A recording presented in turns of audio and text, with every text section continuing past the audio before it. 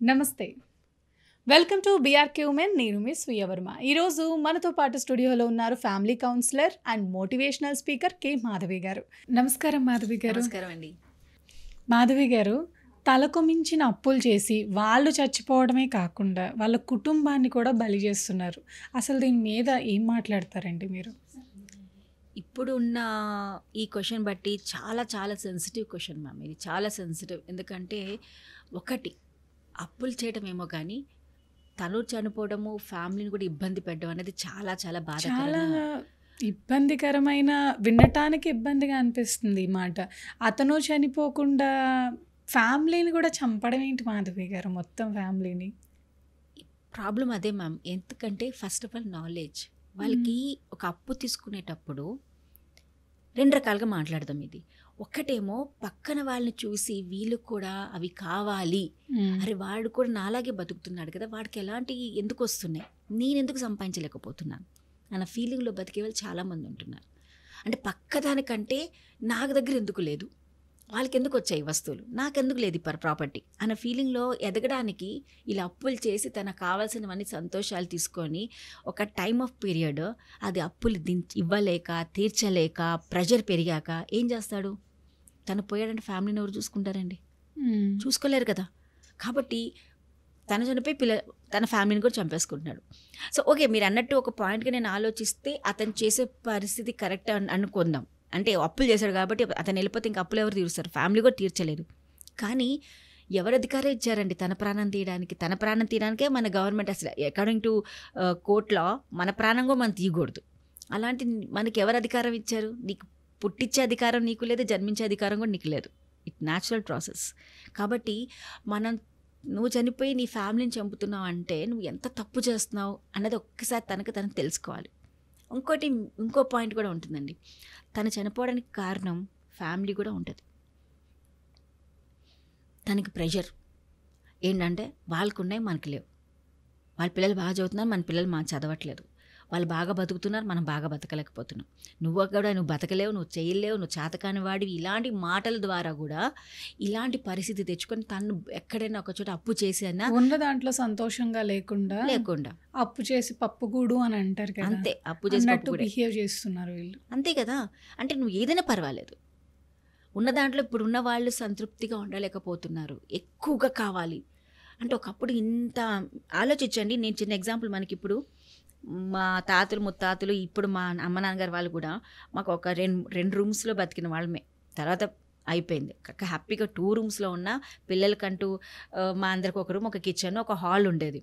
హ్యాపీగా ఎంజాయ్ చేసి చుట్టాలు వచ్చినా అందరూ అందులోనే హ్యాపీగా ఉండేవాళ్ళు. ఇప్పుడు ఒక్కొక్క ఇంటికి 4-5 రూములు, దాంట్లో గెస్ట్ రూమ్, పిల్లలకో రూమ్, వీళ్ళకో రూమ్, వాళ్ళకో రూమ్. అంటే మనిషికి ఎక్కువ ఆలోచన పెరిగిపోయింది. ఎక్కువ అంటే ఆ ఉన్న దాంట్లో కంటే ఇంకా కొంచెం ఎక్కువ వస్తే బాగుంటుంది. పెంచుకున్నారు. స్పేస్ అనేది ఇల్లే కాదు, మనుషుల మధ్య కూడా పెరిగిపోయింది. అవునా కదా, మనుషుల మధ్యలో కూడా పెరిగిపోయింది. ఎందుకంటే అప్పుడు పెద్దవాళ్ళు ఇంట్లో కూర్చొని అబ్బా ఇల్లు మంచిది, చక్కగా అందరు కలిసి కూర్చోపెట్టి చక్కగా కలిపి ముద్దలు అన్నం పెట్టేస్తే ఆ ఆనందమే వేరేగా ఉండేది. ఇప్పుడు పెద్దవాళ్ళకి ఏమైపోయింది? నాకంటూ రూమ్ కావాలి, నాకు స్పేస్ కావాలి అంటూ వాళ్ళు కూడా తయారయ్యారు. సో ఇలాంటి ప్రెషర్ బిల్డప్ అవ్వట్లేదా జనాల పైన? అవుతుందా లేదా? So and something or the other ఇంటర్నల్గా ఈ ఫ్యాక్టర్స్ కూడా తనను అప్పు చేయడానికి, ఎస్ ఒరే నాకు ఇది కావాల్సిందే, వాళ్ళకున్నే మనకు లేవు, లేకపోతే ఇతను కూడా వేరే వాళ్ళని చూసి నాకెందుకు, వాళ్ళకున్న ఆపర్చునిటీస్ నాకు ఎందుకు రావట్లేదు, ఓకే నేను అప్పు చేసి మంచి లోన్ తీసుకొని ఏదో తీసుకొని నేను కూడా ఒక కంపెనీ లాంటి ఎస్టాబ్లిష్ చేస్తే నేను కూడా సొంతంగా ఎదగలుగుతానని ఒక ఆలోచనతో కూడా చేస్తున్నారు జనాలు. అంటే ఉన్నదానికంటే సంతృప్తి పడకుండా, అది కాకుండా some people don't have knowledge అండి. అంటే అప్పు తీసుకున్న ఫ్రెండ్ దగ్గర తీసుకున్నప్పుడు, ఒరే ఫ్రెండ్ అంటే నీకు అప్పు ఇప్పిస్తానరా, నీకు ఇంత దాని మీద ఇంత నువ్వు కట్టుకుంటూ ఉండాలి, మధ్య మధ్యలో ఇంట్రెస్ట్ కట్టుకోవాలని చెప్తాడు. చెప్పింది ఒకటి, అక్కడ రాసుకుంది ఒకటి అయిపోతుంది. ఇన్ఫర్మేషన్ గ్యాప్ అయిందా? నాలెడ్జ్ లేదు. చెప్పమంటే రాసేస్తాడు, డబ్బులు తీసుకుంటాడు. బట్ అక్కడ వడ్డీల మీద వడ్డీలు పెరిగిపోతూ ఉంటాయి. ఇతను అనుకున్న వడ్డీ వేరే, అక్కడ రాసుకున్న వడ్డీలు వేరే అయిపోయినాయి. ఇక్కడ కూడా ల్యాక్ ఆఫ్ నాలెడ్జ్ వల్ల కూడా ఇలాంటి ప్రాబ్లమ్స్ వస్తున్నాయి. మెయిన్లీ ఇంకోటి ఏంటంటే, ఈ చేసేటప్పుడు నాకు తెలీదు. అంటే లోన్ తీసుకున్నప్పుడు లేకపోతే ఎవరి దగ్గర అప్పు తీసుకున్నప్పుడు దీనికి what will be the result కూడా వాళ్ళకి తెలియదు పాపం. అలా కూడా జరుగుతుంది. నాలెడ్జ్ తక్కువ ఉంటుంది.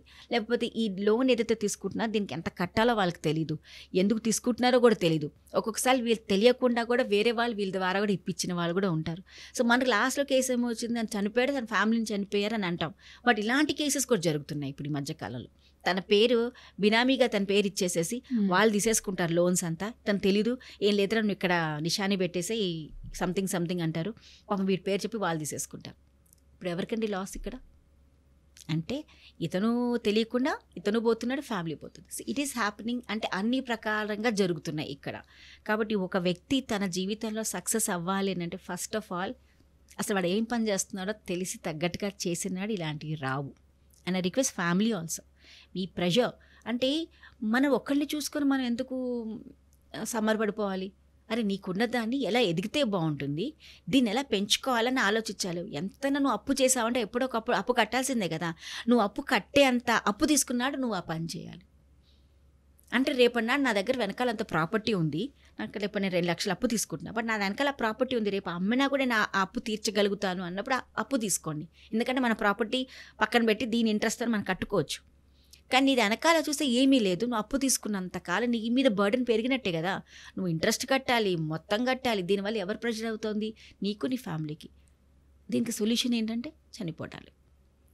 చనిపోయి ఎవరిని ఉద్ధరిస్తావు నాకు అర్థం కాదు. ఇంతకాలం అది బతికినంతకాలం టెన్షన్లోనే బతికావు, తీసుకున్న అప్పు అంతా నీకు టెన్షన్లోనే బతికావు. కాబట్టి ఫస్ట్ ఆఫ్ ఆల్ నువ్వు తీసుకున్నవాడు అసలు తీసుకునేటప్పుడు దాని గురించి అవగాహన ఉండాలి. తీసుకోవట్లేదు, వాళ్ళకి ప్రాపర్గా ఎందుకు తీసుకుంటున్నారో తెలియదు, దేనికి తీసుకుంటున్నారో తెలియదు. ఎక్స్టర్నల్ ఫోర్సెస్, ఎక్స్టర్నల్ పీపుల్ బాగా హ్యాపీగా ఉన్నారు, ఓకే వీళ్ళందరూ డబ్బు ఎందుకు ఉందంటే వీళ్ళు ఇవన్నీ కొనుక్కుంటే హ్యాపీగా ఉంటున్నారు, కాబట్టి నేను కూడా ఇవన్నీ నా దగ్గర ఉంటేనే నేను హ్యాపీగా ఉంటాను అన్న ఫీలింగ్లో బతుకుతున్నారు జనాలు. అవునా కదా? మీరు కూడా ఆలోచించండి. కానీ ఒక పని చేసేటప్పుడు నిజంగా ఇది నేను చేస్తే నిజంగా నాకు హ్యాపీనెస్ వస్తుందా అన్న ఒక ఫీలింగ్ ఆలోచిస్తే తెలుస్తుంది. తీసుకున్నాక అర్థమవుతుంది వాళ్ళకి ఎంత ప్రెషర్ ఫీల్ అవుతున్నారో. యా, కొంతమంది మాత్రం కెపాసిటీ ఉంటుంది, లోన్స్ తీసుకుంటారు, కానీ ఆ మధ్యలో వాళ్ళకి సమ్ అన్రిలేటెడ్ ప్రాబ్లమ్స్ ఎక్కడో ఎవరికి వేరే వాళ్ళకి సహాయం చేయాల్సి వస్తుంది. సో వాళ్ళు కూడా వాళ్ళకి సహాయం చేయటాలు, ఈ multiple challenges, multiple decision makings, multiple dependent, వేరే వాళ్ళు వచ్చి వేరే రకంగా ఇతని దగ్గర డబ్బులు తీసుకోవటం, ఏదో ఒక ప్రెషర్ అయితే మా మీద బిల్డప్ అయిపోతుంది. కాబట్టి ఈ ప్రాపర్గా ఛానల్డ్గా వాళ్ళు వెళ్ళలేకపోవడంతో టెన్షన్ బేర్ చేసుకోలేక ఎక్కడ అప్పులు మళ్ళీ చేసిన అప్పు ఇంకో అప్పు తీసుకుంటారు, ఈ అప్పు తీర్చాలంటే ఇంకో అప్పు తీసుకుంటారు. అలా మల్టిపుల్ అప్పులు తీసుకోవడం వల్ల కూడా వాళ్ళ మీద ప్రెషర్ బిల్డప్ అయిపోతుంది. సో క్లారిటీ ఆఫ్ ఇన్ఫర్మేషన్ చాలా వరకు వాళ్ళకి లేకపోవడం వల్లనే ఇది జరుగుతుంది. అండ్ ఇది వాళ్ళు తెలుసుకోవాలంటే ఫస్ట్ వాళ్ళు అప్పు తగ్గట్టుగా కట్టేటట్టు ఉంటేనే అప్పు తీసుకోవాలి. అది నాకు మెయిన్ ఇంపార్టెంట్. అది జరిగినప్పుడు ఇలాంటివి జరగవు. అంతే కదా, నా దగ్గర 15,000 20,000 నేను కట్టగలను, ఒక ఏడాది అయ్యాకో 2 నెలలు అయ్యాకో నేను ఈ స్పాన్లో నేను ఇంత డబ్బు కట్టగలుగుతాను, నా దగ్గర రిసోర్సెస్ ఉన్నాయి అన్నప్పుడు ఈ డబ్బులు అక్కడ తీయటం ఎందుకు, నేను అప్పు తీసుకొని ఫస్ట్ పని అయిపోయాక తర్వాత నాకు ఎలాగో డబ్బులు వస్తాయి కదా, అప్పుడు అప్పు తీర్చేయగలుగుతాను అన్న ఒక ఫీలింగ్, ఒక నాలెడ్జ్ ఉందనుకోండి, అప్పుడు అప్పులు తీసుకోవచ్చు. తీర్చేస్తామనే నమ్మకం ఉంటే అప్పు చేయాలి. అంతే, అప్పు చేయాలి.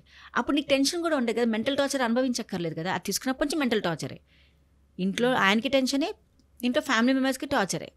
సో ప్రాపర్గా ఇది జరిగినాడు ఇలాంటి టార్చర్స్ ఉండవు. కానీ చాలా వరకు ఏం చేస్తున్నారంటే అవగాహన లేకుండా, ఒక ప్రోవర్బ్ ఉంది కదా మనం అంటారు కదా, చూసి కుక్క వాతలు పెట్టుకుంది అని. కరెక్ట్. సో ఇలాంటివి కూడా జరుగుతున్నాయి. చాలా వరకు పీపుల్ వేరే వాళ్ళని చూసి వాళ్ళను కాల్చుకుంటున్నారు వాళ్ళని వాళ్ళు. అంటే వాళ్ళకున్న ఎంజాయ్మెంట్ నాకు ఎందుకు లేదు, వాళ్ళ కారు ఉంది నాకు కారు ఎందుకు లేదు, ఇలాంటి దాంట్లో కూడా చాలా చాలా ఒప్పులు, సాటిస్ఫాక్షన్ లేకుండా బ్రతుకుతున్నారు మాధవి గారు. ఉన్నంతలో సంతృప్తి పడితే ఏ బాధ ఉండదు అసలు. ఉన్న హస్బెండ్తో హ్యాపీనెస్ ఉండదు, బయటికి వెళ్తారు, అది ఇల్లీగల్. మళ్ళీ ఉన్న ఇంట్లో వసతులు సరిపోవు, దానికి బయటికి వెళ్ళి అప్పులు తేయడం, మళ్ళీ చచ్చిపోవడం, చావు చావు చావు ఇదే తిరుగుతుంది మొత్తం. ఏ టీవీ ఛానల్ ఓపెన్ చేసినా వాళ్ళు వీళ్ళని చంపేశారు, వీళ్ళు వాళ్ళని చంపేశారు, ఇప్పుడు ఈ అప్పులు గొలవ మళ్ళీ. అంతే కదా మ్యామ్, ప్రకృతికి విరుద్ధంగా నువ్వు ఏ పని చేసినా ప్రకృతి కంపల్సరీ ఇదే రిజల్ట్ తీసుకుంటుంది. అవునా కదా? నీకు ఇచ్చిన నాలెడ్జ్, నీకు ఇచ్చిన హోదా, నీకు ఇచ్చిన డబ్బు, నీకు వచ్చిన రిలేషన్షిప్స్ని వదులుకొని నువ్వు ఎప్పుడైతే బయట ఆశపడతావో ఇది జరుగుతుంది. ఎందుకంటే అది నీది కాంది, నీకు ఎప్పుడు నీకు రాదు. నీకు ఏదైతే రావాలో గ్యారంటీ నీకు వస్తుంది, ఎందుకంటే అది నువ్వు రాసుకుని వచ్చావు కాబట్టి. కానీ కానిది మాత్రం ఎప్పుడు రాదు. తీసుకున్నామంటే నీ లైఫ్ ఇలాగే ఎండ్ అవుతుంది. సైలెంట్గా కూర్చుంటే ఏది జరగాలి అదే అవుతుందండి. అలాని వర్క్ విషయంలో కాదు, నార్మల్ ఏదైనా థింగ్స్ విషయంలో అంటున్నాను నేను. అంతే.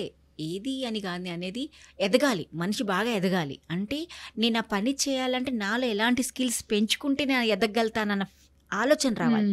అంతే తప్ప నువ్వు డబ్బు తీసుకొని దాని తగ్గట్టుగా నువ్వు ఎదగలేదు అనుకోండి, అప్పు చేసావు, నువ్వు ఎదగకుండా ఆ డబ్బును అలాగే ఖర్చు పెడితే ఏమవుతుంది, అప్పులే పెరుగుతాయి. నువ్వు దాని తగ్గట్టుగా వర్క్ కూడా చేయాలి. అంటే నువ్వు ఒక అప్పు తీసుకున్నప్పుడు దాని ప్లానింగ్ ఉండాలి, ఎందుకు తీసుకుంటున్నావో తెలుసుకోవాలి. నీకు ఆ ప్లానింగ్ లేనినాడు ఏమవుతుందంటే ఇలాంటి ప్రాబ్లమ్సే వస్తాయి. అరే నేను ఇది తీసుకున్నాను కానీ నాకు జరగలేదు, ఎందుకు జరగలేదు, ఎందుకో కారణాలు ఉంటాయి. నువ్వు దాని పని చేయలేదు, వర్క్ చేయలేదు, అంతే జరగలేదు. కానీ దాని మనం ఫోకస్ చేయం. ఎప్పుడైతే నేను అలా చేసినాడు మనకి ఇది లోన్ సిస్టమ్ ఈజీ అవుతుంది. ఎందుకంటే ఎంతమంది లోన్స్ అవుతాయి, కానీ చాలామందికి అవగాహన లేక తీసుకున్నది అప్పు ఎందుకు తీసుకున్నామో తెలియక ఆశపడి, అది వాళ్ళకి ఏదో ఉందని వీళ్ళు కూడా ఏదో కొనేద్దామని ఆశపడి, తర్వాత ఎందుకు తీసుకుంటున్నావు ప్రాపర్ నాలెడ్జ్ తెలుసుకోకుండా, దానికి ఎంత కట్టాలో తెలుసుకోకుండా ప్రాబ్లంలో ఇరుక్కొని, ఆ ప్రాబ్లం వాళ్ళకి ఎలా బయటకు రావాలో తెలియలేక, ఎవరిని అడగాలో తెలియక ఇలాంటి పనులు తెలుసుకొని పాపం వాళ్ళు ప్రాణాలు కోల్పోతున్నారు. సో మనం ఇలాంటి తగ్గించాలంటే ఫస్ట్ ఆఫ్ ఆల్ ఎవరైతే తీసుకుంటున్నారో ఫస్ట్ ఎందుకు తీసుకుంటున్నారో తెలుసుకోండి, అది మీకు అవసరమా లేదో తెలుసుకోండి. దాని తగ్గట్టుగా మీ దగ్గర అలాంటి ఆదాయాలు ఉన్నాయా లేవా, మీరు దాన్ని మళ్ళీ మీరు అన్నారు కదా ఇందాక నమ్మకం, నేను అప్పు తీర్చగలే నమ్మకం నీలో ఉంటే అప్పు చేయి. కానీ చాలా వరకు నేను అప్పు చేయడానికి తగ్గించుకోవడం బెటర్. ఎందుకంటే గో ఫర్ ఇన్ ప్రాపర్ ఛానల్కి వెళ్ళి అప్పు తీసుకొని బ్యాంక్స్ ద్వారా, అలాగా ఇలాంటి మాత్రం ఆలోచించుకోవాలి. థ్యాంక్ యూ మాధవి గారు. Thank you so much ma'am.